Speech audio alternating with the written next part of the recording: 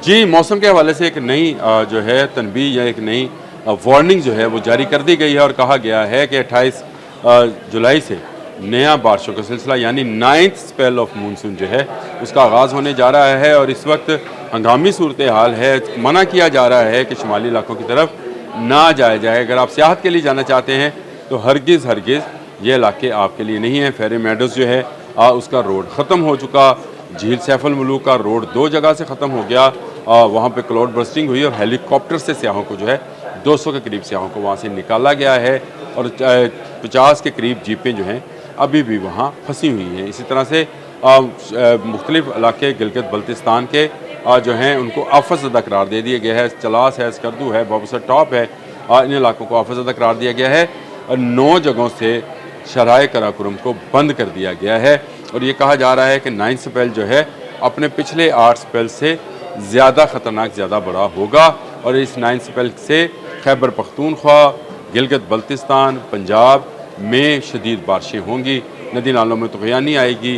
दरिया जो है मामूल से ज़्यादा बहेंगे और इनमें कहीं निचले, कहीं दरमियाने और कहीं ऊपरले दर्जे का सैलाब जो है वो देखा जाएगा। यानी एक ऐसी वार्निंग है जो कि सिर्फ ख़तरा ही ख़तरा हमें बता रही है। मैंने आपको बताया कि मरी और नथिया गली के रास्ते और एबटाबाद के रास्ते जो हैं उनको भी बंद किया जा रहा। कहा जा रहा है कि सियाह इस तरफ ना आएँ क्योंकि हैवी लैंड स्लाइडिंग जो है वो हो सकती है। जब बारिशें ज़्यादा होंगी तो लाजमी बात है कि पहाड़ों से पत्थर फिसल कर रोड की तरफ आएंगे और अपने रास्ते में आने वाले बहुत सारे जो गाड़ियाँ हैं, लोग हैं, अफराद हैं, घर हैं, होटल हैं, जो भी दुकानें हैं वो अपने साथ ले जाएंगे। जैसे कि हमें अभी बाबूसर टॉप पर होने वाले क्लाउड बर्स्ट में देखना पड़ा, बल्कि हमें इस सान्हे का बहुत अफसोस है।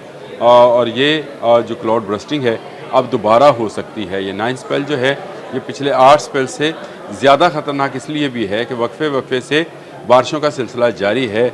8 स्पेल गुजर चुके हैं। जो ज़मीन नरम होना थी वो नरम हो गई। जिन पहाड़ों के नीचे से रेत और मिट्टी को निकलना था वो निकल गए।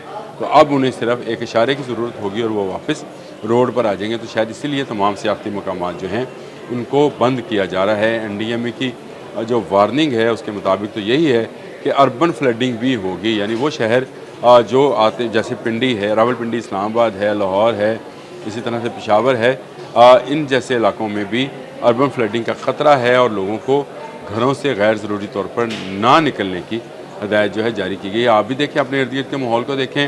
जिस तरह से इस्लामाबाद में तजावज़ात के ख़िलाफ़ ऑपरेशन शुरू किया गया है, मेरा ख्याल तमाम शहरों में इस तरह के ऑपरेशन जो हैं वो शुरू होने चाहिए।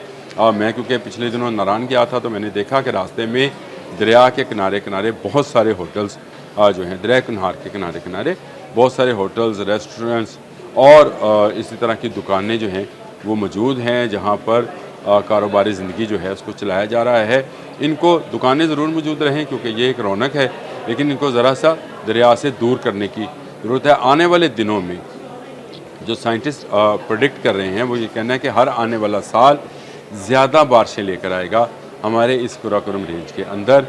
जहाँ जहाँ कराकोरम पहाड़ मौजूद हैं वहाँ वहाँ मानसून की शिद्दत में इजाफ़ा होता चला जाएगा और इसकी बड़ी वजह वही जो इन्वायरमेंट में इस वक्त हिद्दत महसूस की जा रही है या जो कहा जा रहा है कि ग्लोबल वार्मिंग जो है उसके बायस ग्लेशियर्स पिघल रहे हैं। अगर अंटार्कटिका का ग्लेशियर्स पिघल रहे हैं तो पाकिस्तान में भी तो ग्लेशियर्स मौजूद हैं जो पिघल कर पानी बनाते हैं, पानी से बहरात बनते हैं और ज़्यादा बादल जो हैं वो बनने के नतीजे में क्लाउड बर्स्ट होता है। तो ये नई वार्निंग जो है जो कि 28 जुलाई से यानी पीर के रोज़ से दी जा रही है, उसमें कहा जा रहा है कि बहुत ज़्यादा बारिशों का इम्कान है। इसलिए अगर आप कोई ऐसा प्लान किए बैठे हैं कि आप शहर से बाहर सियाहत के लिए जाएं तो इस प्लान को खुदारा ख़त्म कर दें। अब ये वक्त नहीं है। NDMA बार बार पुकार कर चीख कर ये बात कह रहा है कि सियाहत का वक्त नहीं है। अगर आप महफूज हैं, अपने घर में हैं तो अपने घर में रहें।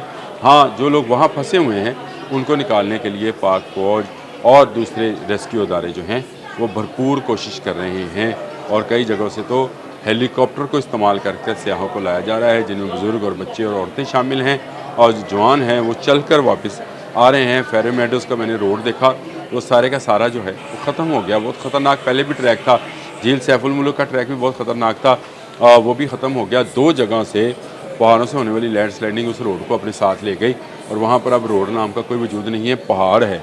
اب اس کو دوبارہ کب تعمیر کیا جائے گا یہ تو وہاں کی انتظامیہ بتائے گی، جنہوں نے اعلان کیا ہے کہ تقریباً 3 سے 4 ماہ لگیں گے۔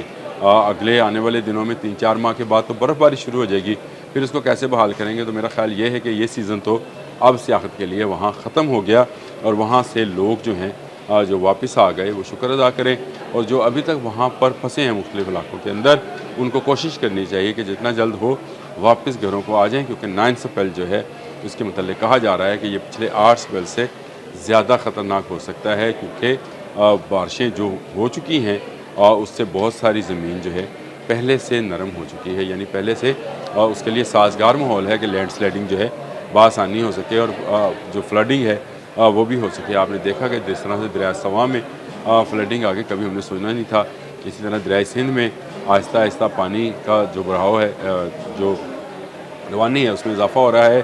ستلج، راوی، جہلم، چناب تمام دریاؤں میں اس وقت پانی موجود ہے، اور مزید پانی آنے کی صورت میں فلڈ جو ہے وہ پھیل سکتا ہے۔